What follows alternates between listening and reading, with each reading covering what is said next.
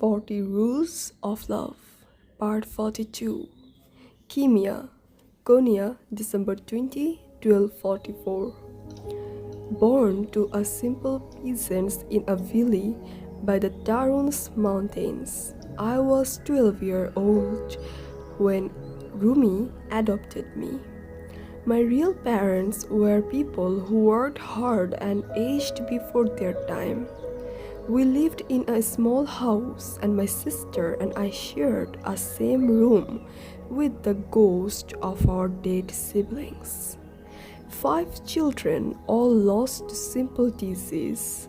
I was the only one in the house who could see the ghost. It frightened my sister and made my mother cry each time I mentioned what the little spirits were doing. I tried to explain to no avail that they didn't need to be frightened or worried, since none of my dead siblings looked scary or unhappy. This I could never make my family understand. One day, a hermit passed by the village. Seeing how exhausted he was, my father invited him to spend the night in our house. That evening, as well as sat by the fireplace and grilled goat cheese, the hermit told us enchanting story from far away lands. While his voice droned on, I closed my eyes, traveling with him to the desert of Arabia, Bedouin tents in North Africa, and a sea of the bluest water called the Mediterranean. I found a seashell there on the beach, big and coiled, and put it in my pocket. I was planning to walk the beach from one end to the other, but a sharp, repulsive smell stopped me midway. When I opened my eye, I found myself lying on the floor with everyone in the house around me, looking worried. My mother was holding my head with one hand, and in her other hand was half an onion, which she was forcing me to smell. "She's back!" My sister clapped her hands with glee. "Thank God!" My mother heaved a sigh. Then she turned to the hermit, explaining, "Ever since she was a little girl, Kimia has been having fainting spells. It happens all the time." In the morning, the hermit thanked us for our hospitality and bade us farewell. Before he left, however, he said to my father, "Your daughter, Kimia, is an unusual child.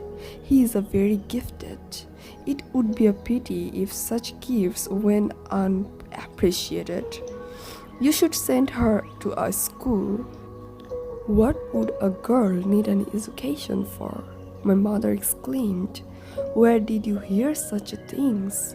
"She should stay by my side and weave carpets until she gets married. She is a talented carpet weaver, you know." But the hermit didn't waver. "Well, she could make an even better scholar someday. Obviously, God has not disfavored your daughter for being a girl and has bestowed many gifts upon her." "Do you claim to know better than God?" he asked. "If there are no school available, send her to a scholar to receive the education she deserves."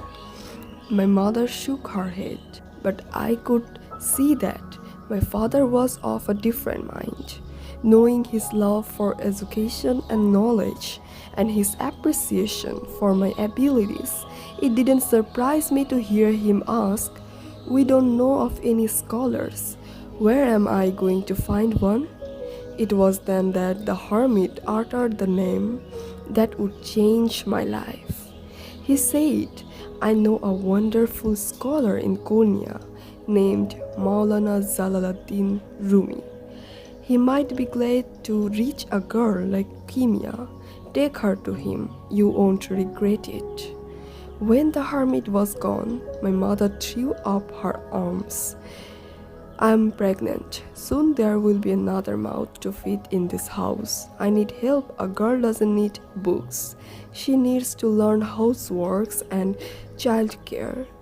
I would have much preferred it if my mother had opposed my going away for other reasons. Had she said she should miss me and could bear to give me to another family, even if for a temporary period, I might have chosen to stay, but she said none of this. In any case, my father was convinced that the hermit had a point, and within a few days, so was I. Shortly after, my father and I traveled to Konya. We waited for Rumi outside the madrasa where he taught. When he walked out, I was too embarrassed to look up at him. Instead, I looked at his hands. His fingers were long, supple, and slender, more like an artisan's than a scholar's. My father shoved me toward him. My daughter is very gifted, but I am a simple man, and so is my wife. We have been told you are the most learned man in the region.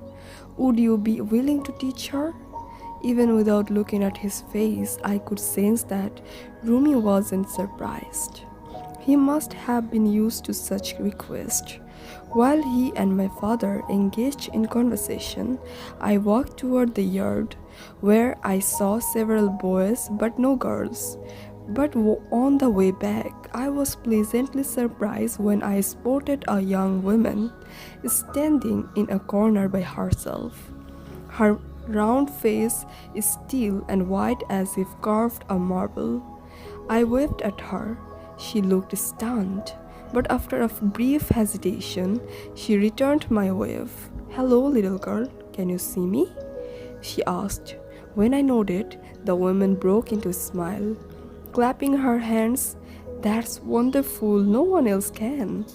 We walked back toward my father and Rumi. I thought they would stop talking when they noticed her, but she was right. They couldn't see her. "Come here, Kimia," said Rumi. "Your father's informed me you love to study. Tell me, what is in books that you like so much?"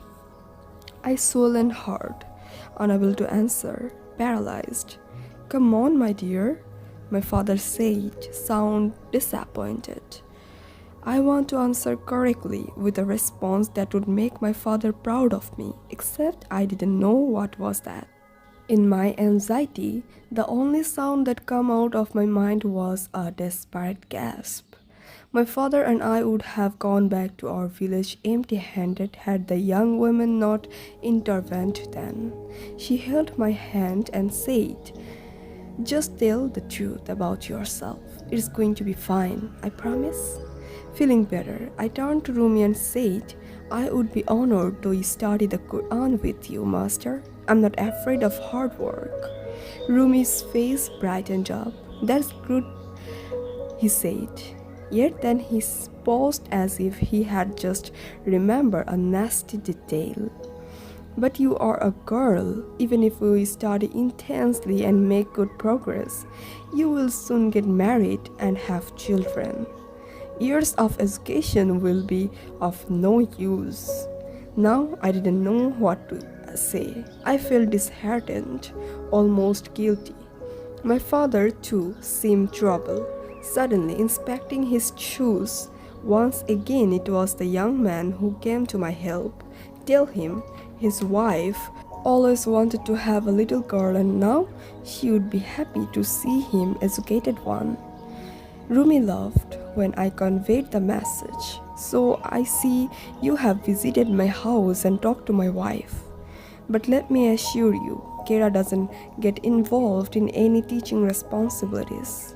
Slowly, forlornly, the young woman shook her head and whispered to my ear, "Tell him you weren't talking about Kera, his second wife.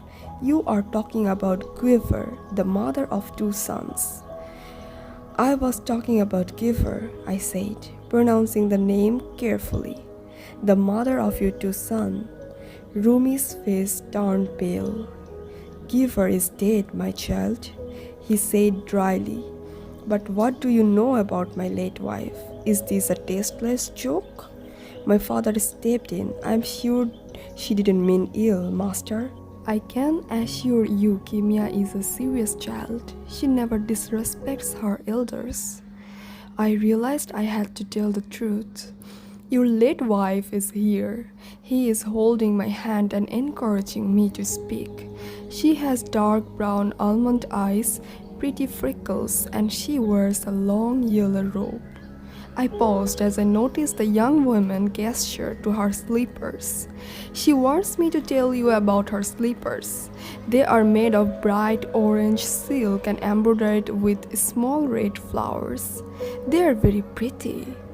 I brought her those slippers from Damascus, Rumi said, his eyes filling with tears. She loved them.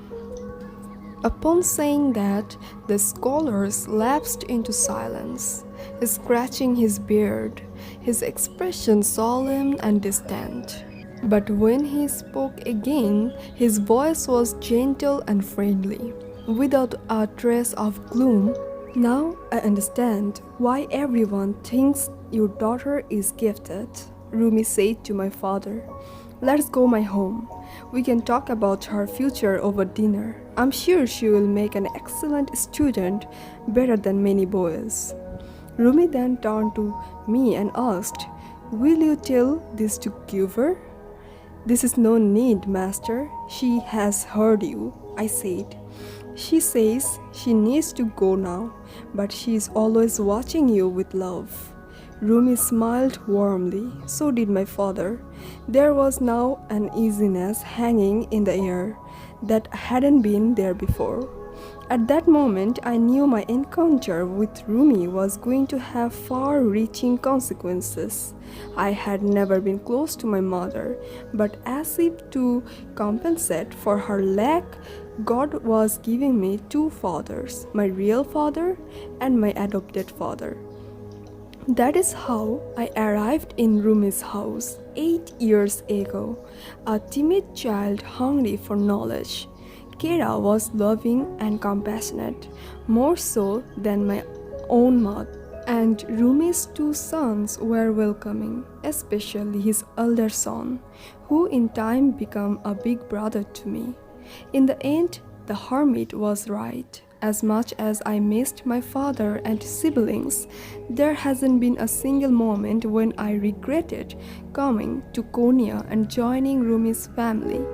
I spent many happy days under this roof, that is, until Shams of the bridge came. His presence changed everything.